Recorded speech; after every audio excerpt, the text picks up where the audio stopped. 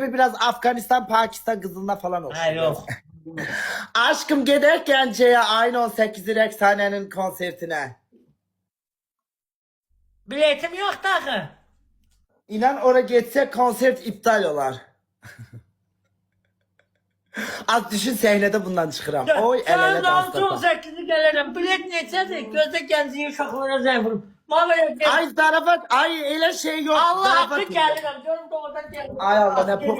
Ay gel buraya yalan danışıram. Ay Ay yok dilimi gəlirəm aldım. ben zar görməyə. Ay benim ağzım. Ay gel Zarafat eleme. Oo. Sən mənim canım ben zar gəlim. Ay boy istemiyorum. Ay Allah ben ne gelet eledim. Ben ne gelet Canım için eledim. Allah gəlirəm. kahretsin. Sən də alınla düşəcəm gəlirəm. Gəncəyə Ay istemiyorum. Yazması orada uşaqlar. İstemiyorum. Bu bana bak bırak o telefonu. Ay Allah başım ağrıyor. Ben bundan Yazık danışamam. oğlum. Birazdan aynı 18'i dəqiq konsertdir.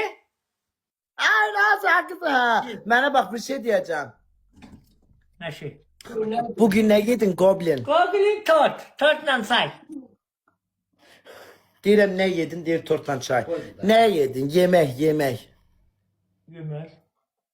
Evet. Et. Kaynanem ne terdi? Sağ ol, yaxşıdır, sağ ol. Can salam verim ona. Salam ne tersiz? Dəlir, valla. Mən bir ağlısı özüm kimi dəlir askeri. Sağ ol, canım sağ olsun. Sənin sağ olsun, Adı- sağ ol.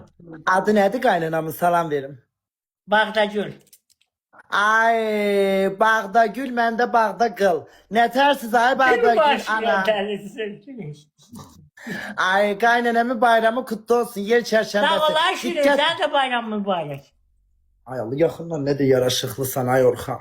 Gəlirəm Gəncəyə, keyfim yaxşıdır. 18 olduyam. Uşaqlara çıxanda deyim. Gəncənin arasındadır. Uşaqlar Gəncədə hardadır konsert gəlirəm.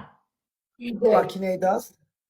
Devlet Filarmoniyası. Devlet Filarmoniyası. Tekrarla görün bakın. Hə, Dövlət Filarmoniya.